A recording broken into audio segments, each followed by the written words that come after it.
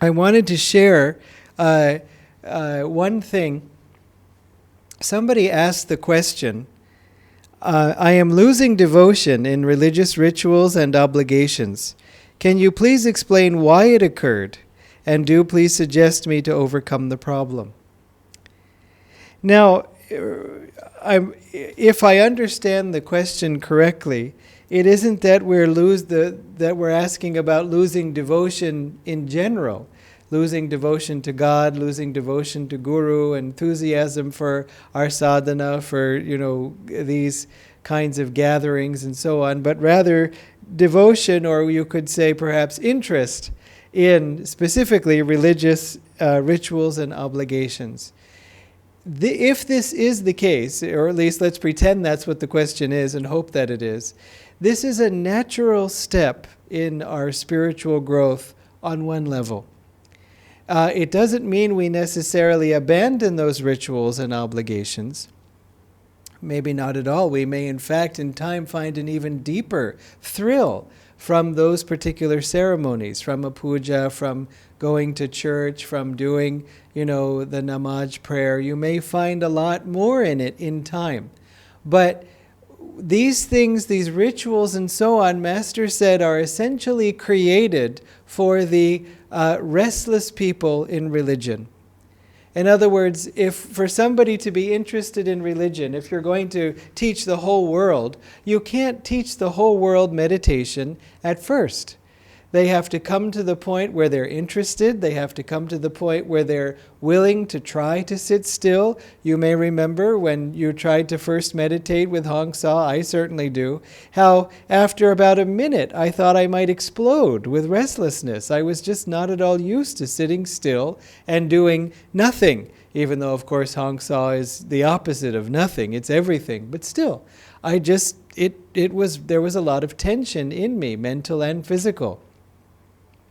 And so the idea is that we have to do other things. Now, even as yogis, we do many other things. We chant, we pray, we read books, there's all of that. But for the masses, you could say, and when I say the masses, I don't mean it in a sort of a demeaning way. Anybody who's interested in religion, it's wonderful. It's a wonderful thing for them, because religion, which is to say guiding them towards truth, if it's done correctly, the truth is the only thing that will set us free.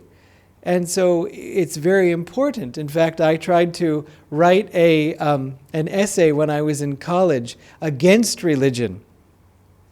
I picked as my final exam, my final thesis in my cultural anthropology class, that because this anthropologist had studied all these different cultures in the context of religion, and I tried to make the case that science was the new religion. It was the religion of our age. It was what we looked to for answers. And I tried to very clearly delineate how it could take the place of religion.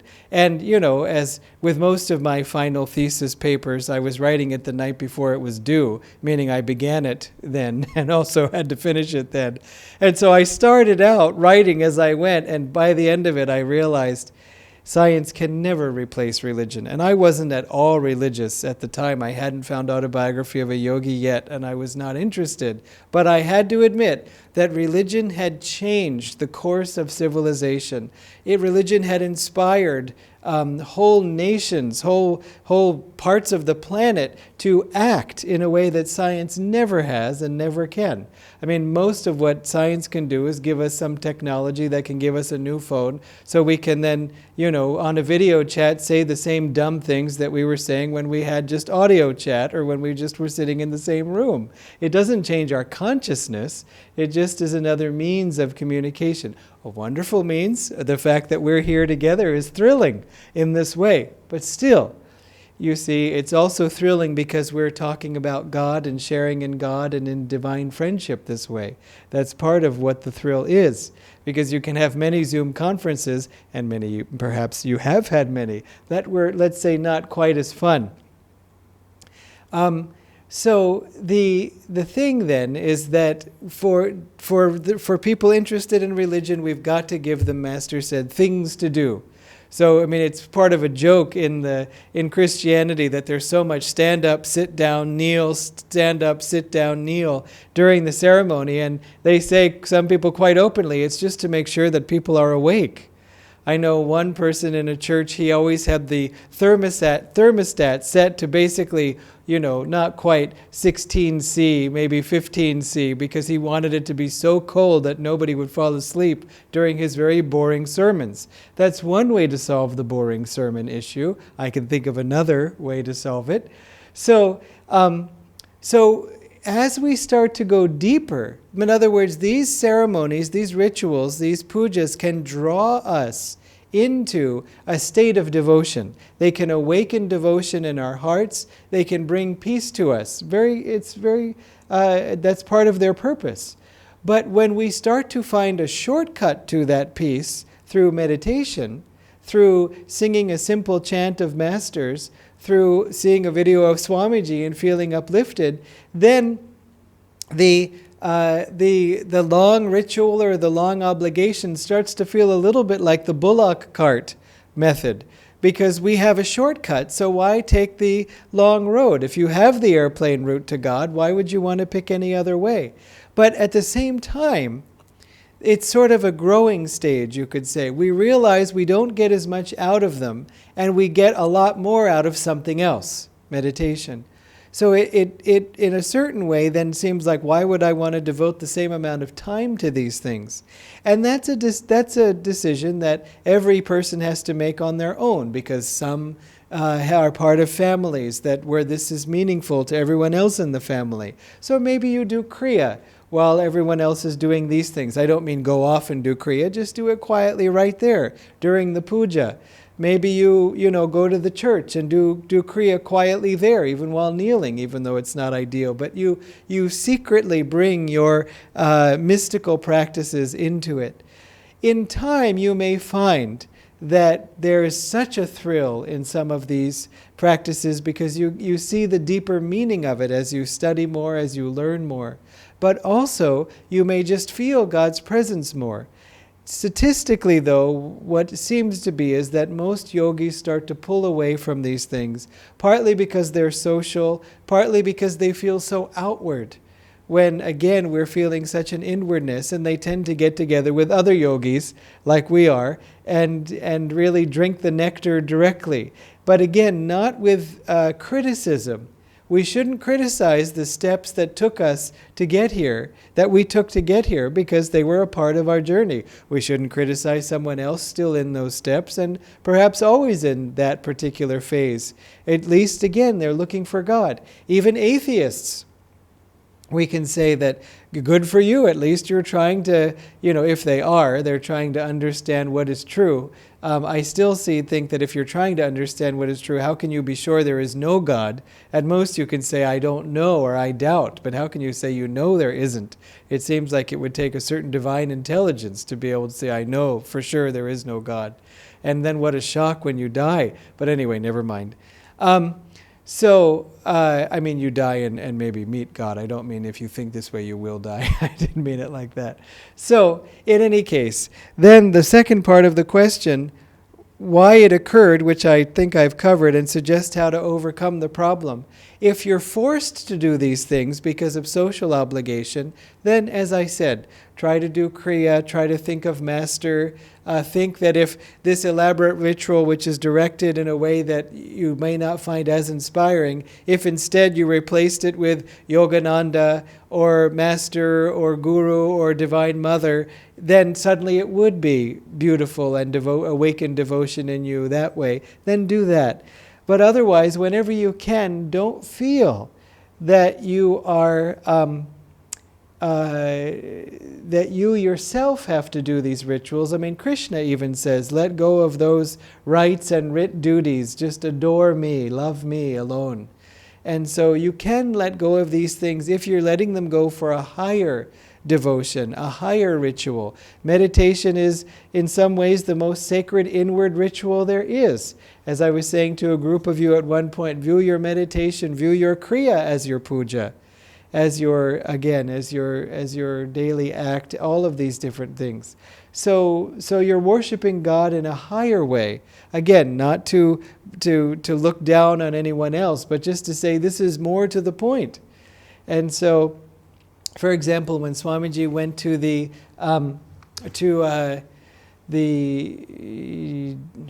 which is the temple in Puri, the Jagannath. I kept wanting to say Jagadamba. It's the Jagannath temple.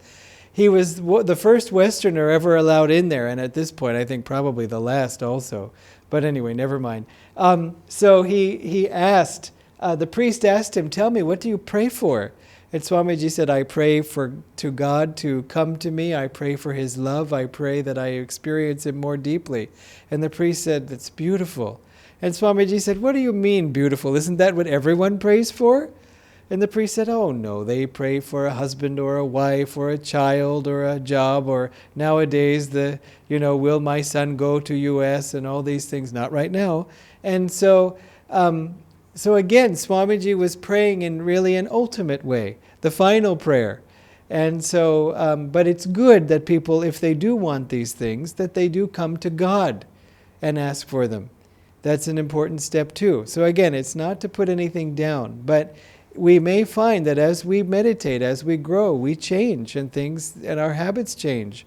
Our personality changes. Our social circles change. Or rather, we change circles. It's just inevitable. Okay, so, yes. Peace. No, I'm sorry. Go ahead. There are two more. Please. Swamiji talks about the lady and her concern for her pet dog. My question is, if one is concerned or attached to pets, will one be born as one? Please do explain. It's a very good question. I know when he talked about the woman who was worried about her old dog, and she herself was old, and she was so worried about her dog and worried she couldn't die because who would take care of the dog? And Swamiji, not only in this case, in another case on one of these questions and answers videos, just said, you risk running the case of being reincarnated as a dog. All of us with a fondness for pets sort of cringe a little bit, just, okay, so can I not worry but still have my dear one and not get in trouble for it because he's so cute? And so, it's true. I remember once Swamiji was walking in the community and a cat walked up to him, and, cats, especially in America, they're just so fantastic. And he gazed down at the cat and said, "Hello, beast." He just was not, he had a pet dog growing up and he liked it. There are few dogs, he liked them, but still, there's a difference between caring for our pets and worrying about our pets. It's the same thing with children. I don't mean to make the analogy between pets and children, but that's an even greater obligation. We have a duty to them. But if that duty becomes an attachment, this is mine, as opposed to this is God's child, God's dear puppy, given to me to take care of. It's God who brought us together, and God who will look after both of us, whether we're together or apart. That's the right way to view it, because in fact it's the truth. So I would say we have to be careful of feeling that we are the only ones that can care for this child, this pet, this job, anything. Because, someone who, there's sometimes a joke that's made of somebody who is sort of feeling so competent, so responsible, so together, and has everything and can meet all of our demands. And sometimes the joke is made that, gosh, how did God ever get along before you? In other words, how did God ever manage to run this earth before you were born? He managed just fine. And so He's the one. He has known our puppy in all of its birth, whereas we may have only known it in this one. Or maybe a few lifetimes, but not all. And so we have to look at ourselves as agents of the divine. It's not easy. In some ways with animals it's harder because, as Master said, they don't talk. And they seem in some ways more vulnerable. And so anyway, it's a very important warning that Swamiji gave. In this case, it was to a woman who was quite old, who was dying. He gave the story of Bharat, who died with worry about the deer. So, you don't know when you're going to die, so that's another thing too. But statistically, you probably, you would know if you're under a certain age, which I won't define, you're probably okay, but still. So it's better not to worry about anything, because we can care, but even worry interferes with our ability to care. You know how sometimes you're so worried about someone, and then it turns out, because you think they're in some kind of danger, and then it turns out they're completely fine. Sometimes the first reaction is anger. Look what you put me through. I had all this worry. You could have called, you could have messaged, how dare you, And so the poor person innocently may have done nothing wrong, but because of what we went through, our response is anger toward them. So we're not even caring for them. You could say, well, it's an anger born of love and fine, but it's still anger. And so something to think about whenever we worry, whenever we're too attached, and we think, no, but I have to be because it all depends on me, or how could they do without me, and so on. It's interfering with our ability to love. And so our love will become greater if we can at least include God in the equation. And we can hold God to it and say, listen, if anything happens to me, you have to promise that you will take care of this person, of this animal, and so on. So anyway, work with it. Find a way that works, because, words may not do it. So you'll just have to find a way. But remember, too, that this child, this pet, is God's gift to you and is there for the two of you to enjoy your time together. Okay? And then? Arun says it's his birthday tomorrow and asks for the blessings. Happy birthday, Arun. Wow. Well, very glad to share your birthday with you, get a live and in-person birthday greeting from all of us. So thank you, and happy birthday tomorrow. We'll do some prayers too. I know it's hard to celebrate, Can we all get together? No. Can we all have food together? No. Can we go out to a restaurant? No. Can we call Swiggy? No. What can we do? You can have some water. If you have water, I know it's sad. What you have to do is have a rain check. I think everybody who's had a birthday from basically March 1st or whatever through now needs to get a reimbursement, and a birthday reimbursement for when all of this thing clears up.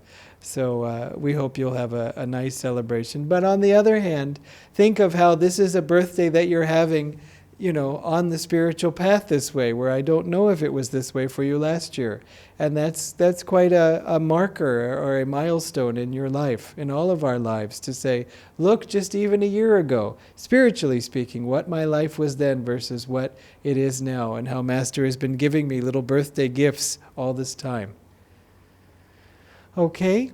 I think I'm going to pause all of this because all of the questions that I'm getting, it's thrilling, and the comments. This is sort of the tidal wave or the tsunami that perhaps was lacking in previous weeks, and so I'm very grateful for it now.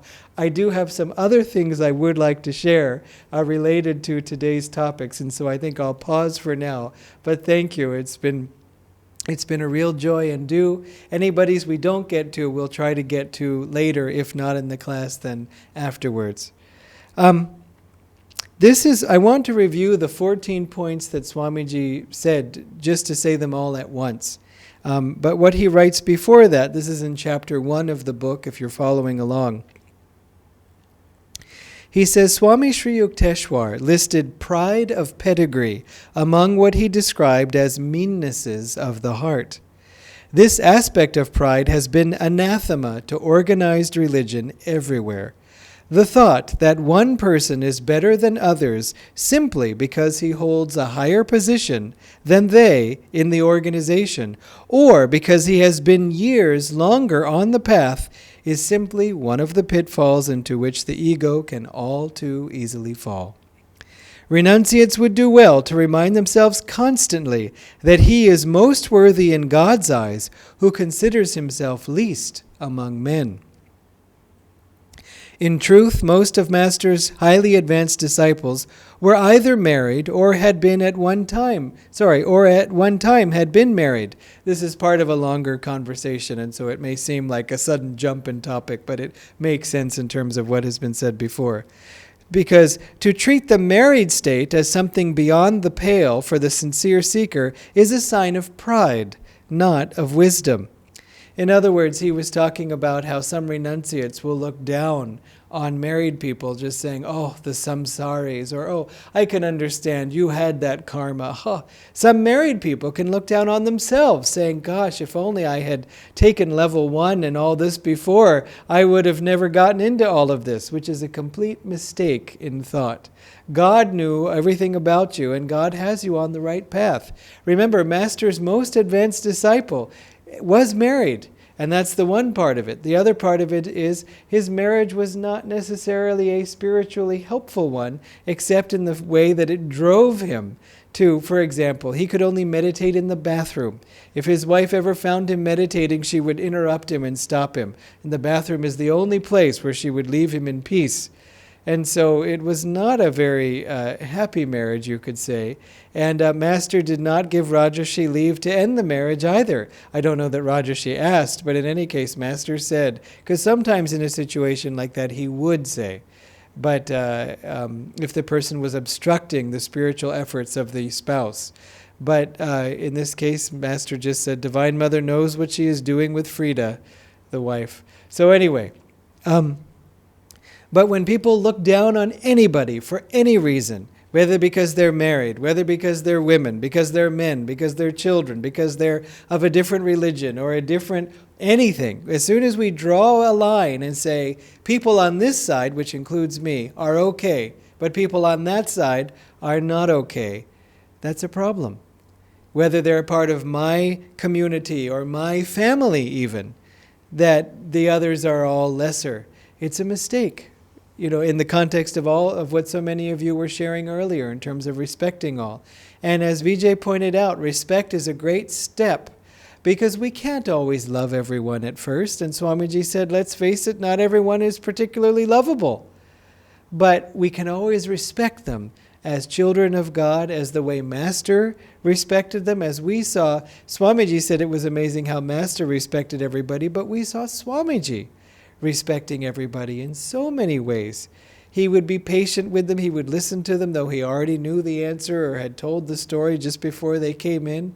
He was always so respectful and literally, not just even indulging them like you would a child, like, yes, I know you need to say this. No, he was very present. And so in any case, we don't want to look down on anyone.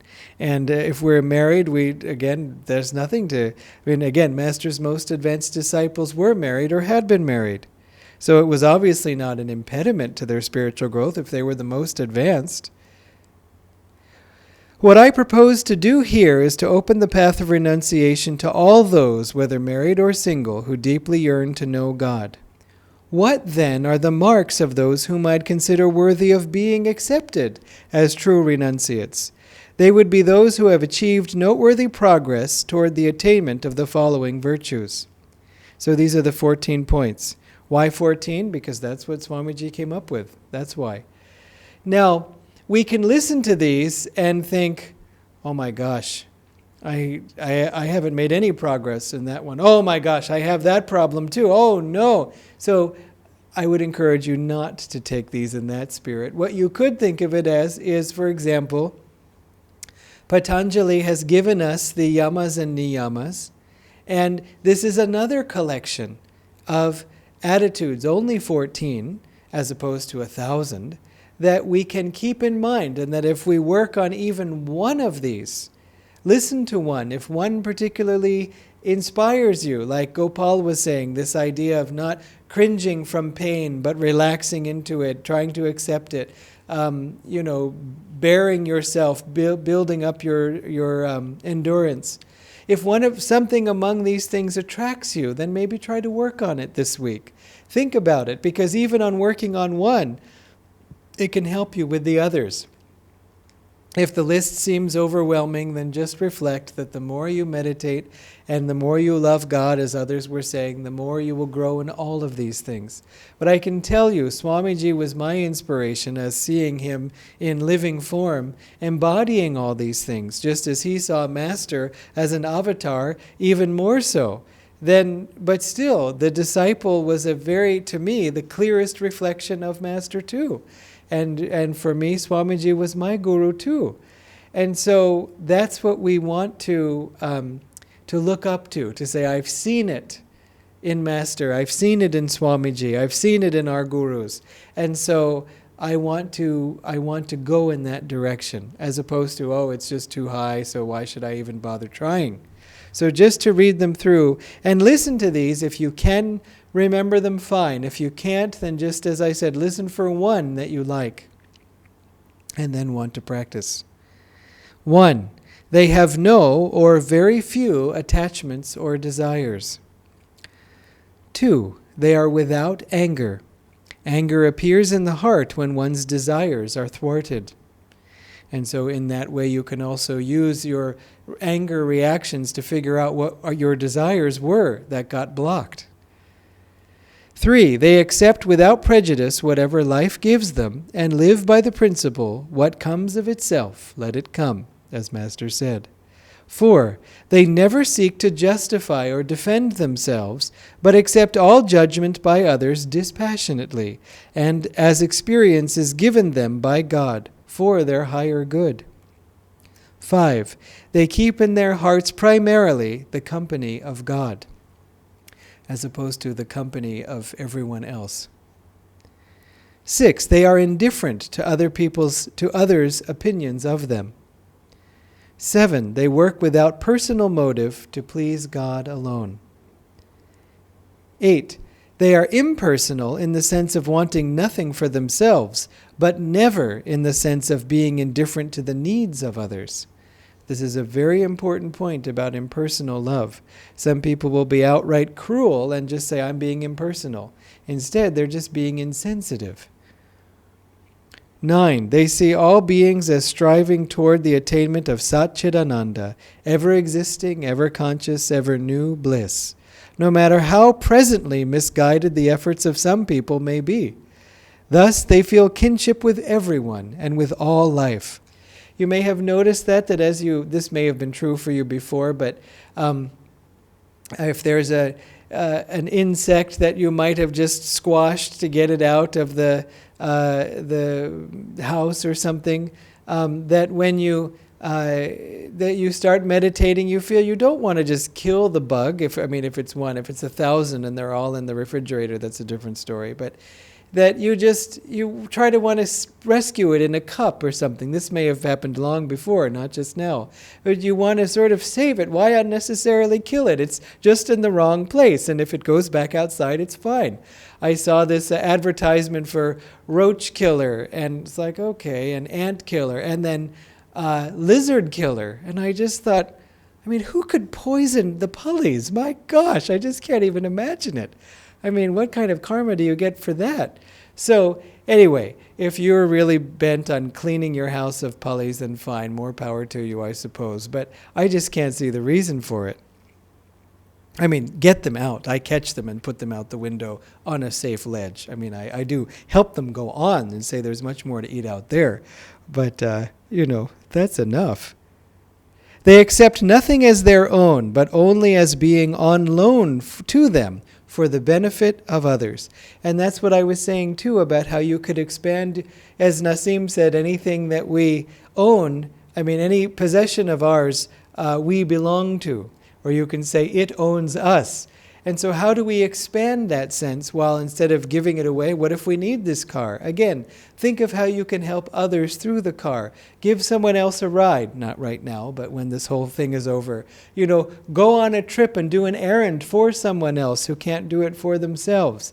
If you, in your job, are able to go somewhere, not right now, but some point, that your job allows you to go, and suppose you're serving people. Say, well, it helps me to get there faster. It helps me to get there healthier because I'm not asphyxiated from the lorry that I had to drive my two-wheeler behind the whole way up 100-foot road. These, you're not as hot, whatever. But think of a way of how this thing enables you to help others or directly helps others. It's a nice way, again, to expand it. This is also true if you're wanting, for example, a car, for all the reasons I said. Think again about how this car will help me and other people. And that makes it easier to pray for. 11.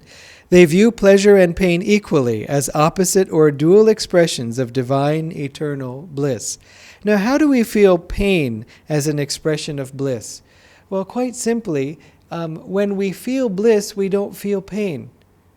Even if we feel physical pain, the bliss is so strong it overpowers it, so the saints have told us. So when we feel pain, especially emotional pain, we can ask God, help me to see why I shouldn't feel this is painful. Help me to understand why this makes sense so that I can let go of feeling that it shouldn't have been. Help me to just feel your presence so that therefore I'm so filled with joy this doesn't even matter. So you can think of pain as the absence of bliss. And in that way it's expressing bliss. If I had more of bliss, I wouldn't feel this pain. Be honest about how you feel. I don't mean to pretend. I don't feel it, even though you do. And I don't mean to think of pain as bad. It proves how little bliss I have that I can feel this pain. No.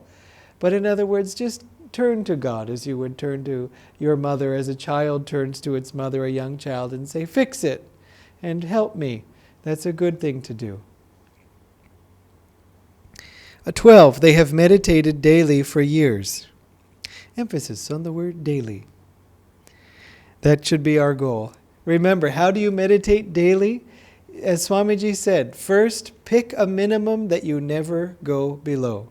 Even if it's 30 seconds, even if it's one kriya, you pick something that no matter what, that you're about to fall asleep and, oh my God, I didn't do anything today, and you do your one kriya.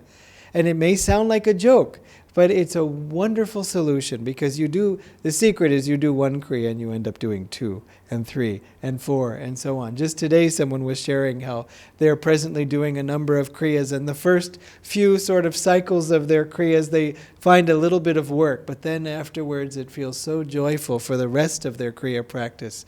And so they've learned by experience that if I just get through sort of the rough patch, I'll be then smooth sailing. And as soon as you have that, whether it's with Kriya or meditation in general, that experience motivates you because you know that how I'm feeling right now is not how I will feel if I keep going.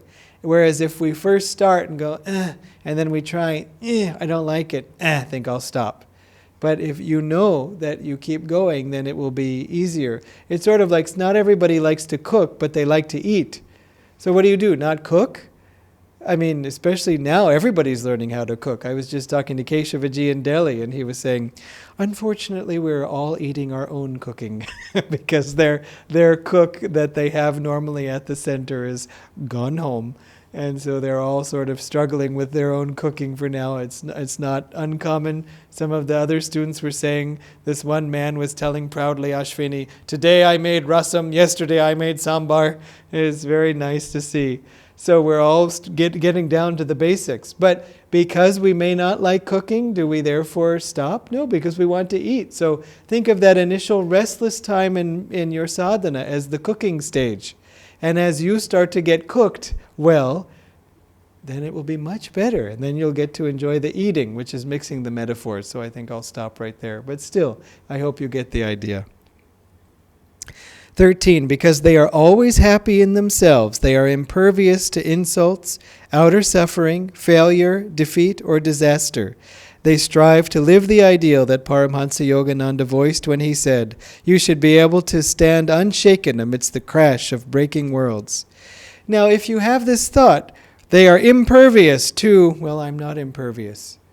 Well, okay, fine. We may suffer with insults, failure, defeat, and disaster, but do you want to be impervious? Do you want to be affected less?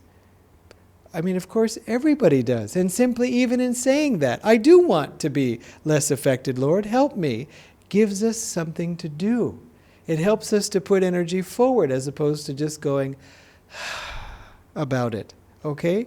There can be this foolish thought on the spiritual path that just because I know what I'm supposed to do, I should be able to do it. It's good to know what we're supposed to do, but there's a lot more that's needed than just the intellectual knowledge. We've got to overcome habit. We have to learn how to raise our energy. We have to push through karma that we don't even know is there. And so I say that because some people feel guilty. But I do know it, and yet I'm not doing it. As if that's all that was required. Just keep pushing. And remember, as others were saying in the end, just love God. Ask for help.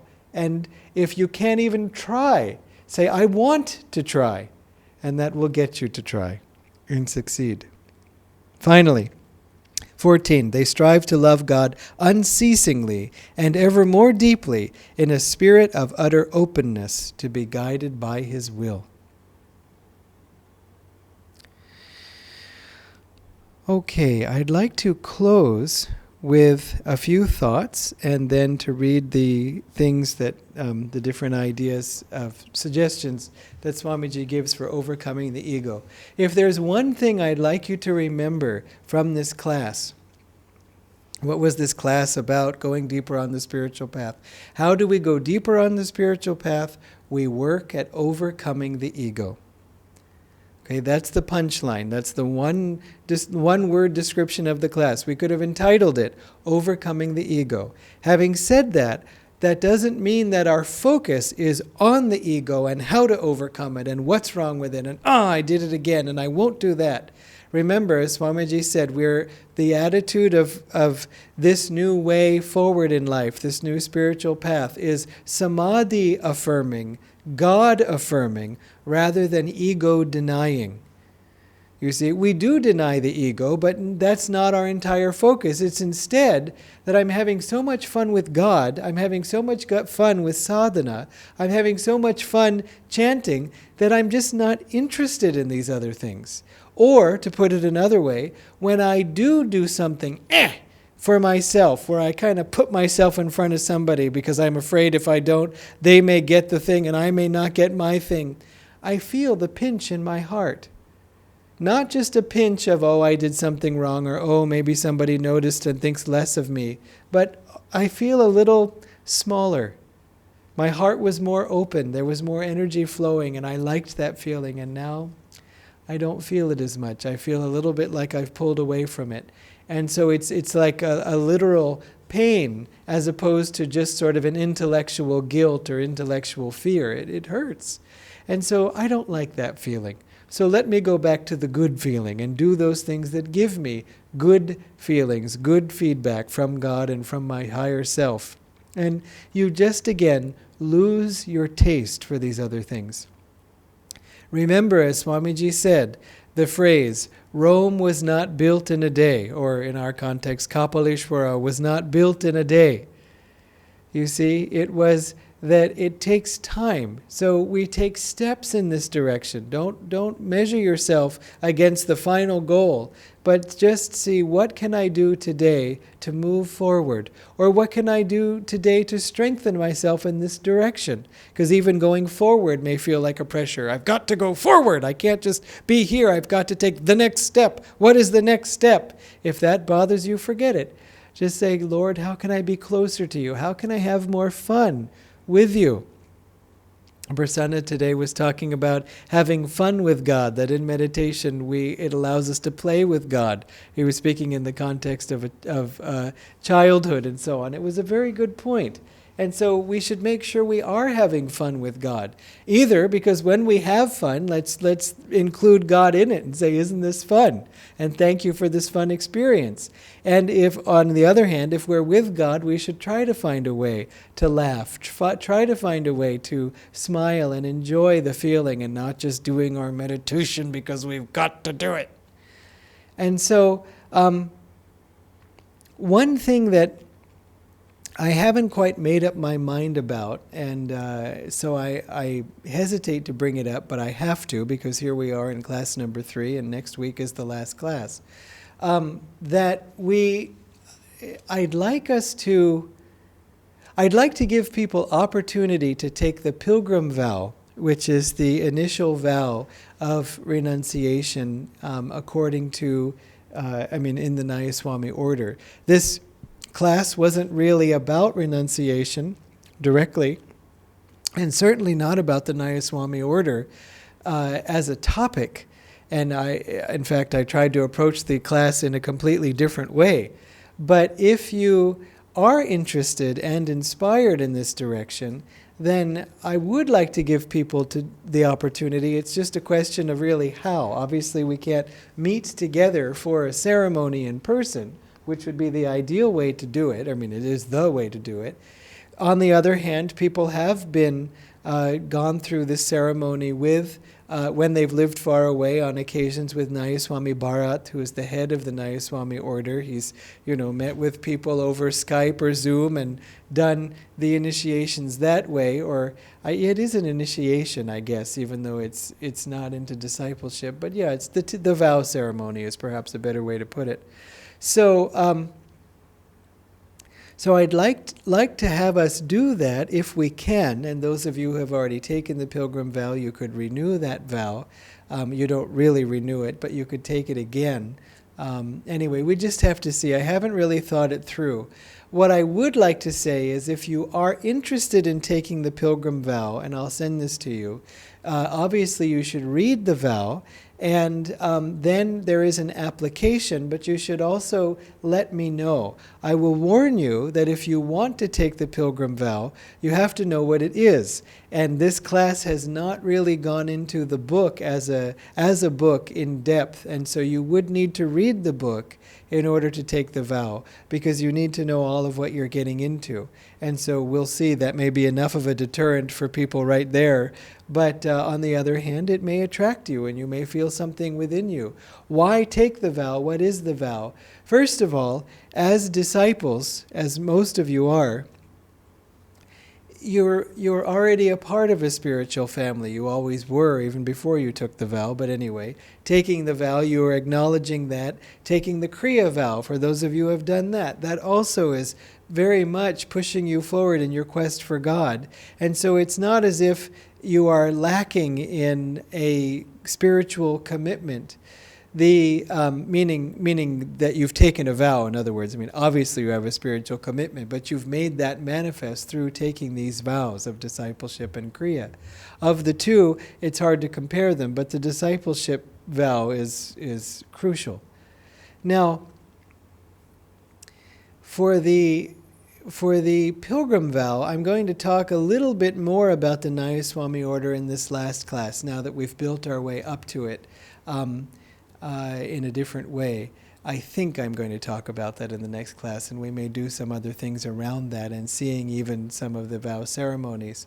So I think we might include the vow in the last class. It would seem to make sense, but it will just depend on whether anybody wants to. Maybe we'll arrange it at a different time also. I'm just not sure. But in any case, the important thing is read the vow, let me know if you're interested, and then read the book, because if you're interested, I can send you the application. But you will need to read the book, and then I'll ask you about that too. So just hear that out. It can be very helpful. I don't mean at all to dissuade you from taking the vow. I would ask you to read it. It might inspire you. Think of it as going in parallel with your discipleship vow. One difference is that the Pilgrim Vow is open to all of any spiritual path, not just Ananda, whereas the discipleship vow is obviously discipleship to Yoganandaji. It's more specific. If you are at all interested in the path of renunciation, whether as a person who isn't limited by outer circumstances and more free outwardly to do it, that doesn't mean you should, but that may mean that if you want to, that outward path is available to you. Or if you would be interested, but your present circumstances prevent you from doing that right now, which for everybody it's at most a temporary thing, because I can explain it more, but you'll read it in the book. It's not ever forever that people are limited outwardly. Or you would want to and feel, oh, too bad I can't, then you should think about the Pilgrim Vow, because it is open to everybody, and it is the vow that anyone can take to really mark their desire for God and their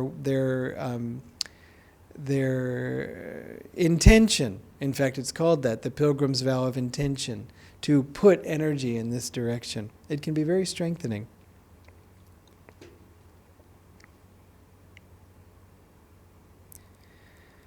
How do you know if you're even interested in any of these things? Well, if you've liked the class at all, that's one hint.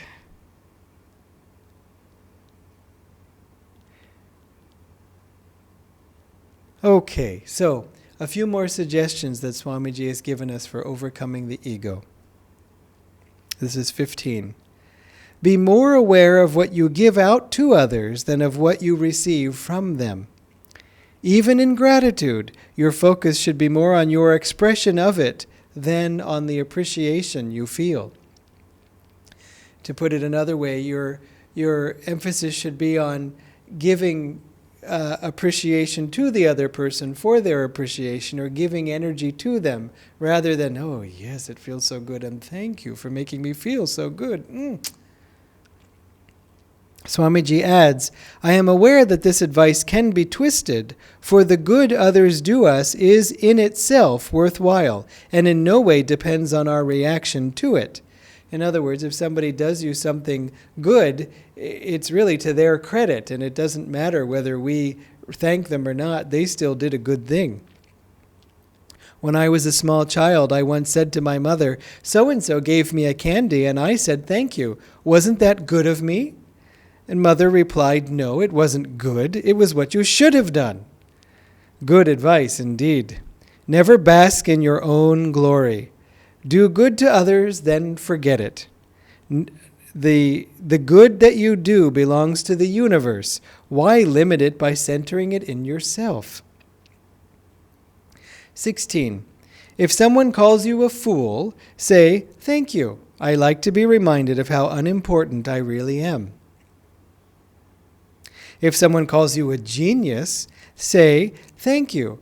Though I do my best, I am well aware that any good I do comes not from me, but from God. The beauty of the clouds at sunset is due only to the sun's light upon them. Did I say sunset? I think so. Anyway, yes, it's due to the sun. 18. If someone belittles something you've done, say to him, I am sorry it doesn't please you. I hope to succeed better next time. Meanwhile, tell yourself, the fruits of all my actions, whether good, mediocre, or bad, belong only to God. It is He who has dreamed this whole show. 19. If someone laughs at you, try sincerely to laugh with him. If he tells a story about you that makes you look ridiculous, again, laugh with him.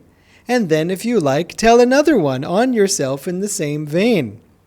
Do this with a view, above all, of deflecting from yourself any thought that may arise in your mind that you deserve better treatment. If, however, his laughter is deliberately unkind, inappropriate, or in bad taste, calmly show your lack of interest and divert the conversation to another topic. Swamiji was a master at calmly showing his lack of interest and diverting the conversation to another topic. Very often, if, again, as I said before, if you said the wrong thing, he would just look away and look at someone else. And, we would wonder, I don't know what I said, but I know it wasn't right. If a shopkeeper quotes you a price that seems to you outrageous for something you want to buy, don't rail at him. Say instead, I'm sure it's worth that price to you, but it's more than I myself will pay. Show him respect, in other words. Don't haggle with him or say disgustedly, what? That price for such a piece of junk? After all, you've shown your own interest in that junk. Secondly, by showing him that you respect him, you'll receive from him the best price possible, for he'll want to show you respect in return. For yourself, moreover, and this is our present concern, you won't create waves of reaction that would inevitably return at last to yourself. Now, you may not be in the practice of haggling or bargaining as much. It's hard to bargain on Amazon, for example. However, one area where this comes up all the time is dealing with customer service. And whether you're calling the customer relations center or you're writing something in, so many people feel they have to be forceful in order to be heard or to have things go their way. They're expecting a fight, or they're expecting the other person to not cooperate. And it's such an obvious pitfall. And there's one trick with customer service. If you call somebody and you call and you get somebody who doesn't give you an answer you like, just call back and try again with somebody else. But still, it's really hard to be on the other end of that phone constantly dealing with angry people. Nobody calls customer service to say, I just want to say how pleased I am with the product, how it arrived on time, I enjoyed the price, thank you, and have a good day. It's always they're calling to complain or because there's some problem. So you might find that with respect, with patience, with a calm tone of voice, the person may be won over. They may be inclined to help you, or if not, they may be able to find you. They may be able to find a different solution to the problem. So anyway, think about it. But above all, think about how you feel, because we want to all be able to sleep at night with a clear conscience. 21. In competition with others, in sports for instance, do your best to win, but tell yourself you are really competing against yourself to improve your own skill. Whether you win or lose, be gracious. I remember once when I was 16, I was losing a tennis game to someone whom I considered an inferior player to myself. To teach him a lesson, I gave the ball a vicious uppercut with my racket, thereby demonstrating the worst possible form in that game. One is supposed to hold the racket parallel to the ground. I hit myself on the nose with the racket and caused it to bleed heavily. In fact, I broke my nose. I remember lying there on the court, laughing heartily at the absurdity of my own action, which had so thoroughly disproved my high opinion of my own ability. My laughter was for the beauty of this perfect lesson. So there's so many times when God has fun with us in that way. Just as we start to think of some way in which we're doing well, Divine Mother can often, right at that moment, knock us down a peg. And when she does, we should be grateful because she's showing her interest, her moment-to-moment interest in our lives and in our spiritual growth. Okay, well, it's painful to have to part this way, especially in this deafening silence, because as much as I would love to, it's getting late and I don't want to keep you from your dinners. But please do, as I said, feel free to write any questions. We will end the webinar, but we'll turn off the camera, but we'll leave the question log up so we can save any questions that were asked. I'll try to answer them in other ways, through other media, but also think about what I've said about the Pilgrim Vow, and as I mentioned earlier, try to practice at least one of these things, either the 9 suggestions of Swamiji's just now. They're in chapter 9. Sorry, I think that was 7. They're in chapter 9. That's where the 9 came from. You can read them all again there yourself. I sent the link today in the group. But also, or if one of the marks of a true renunciate appeals to you, then take up one of those. Those are also in chapter 1 of the book. You can look at those. I'll probably paste them into the group as well, just in the text so that you have it. And you can feel free to discuss anything in the group. It was very nice to hear from you all who spoke, and so thank you for that.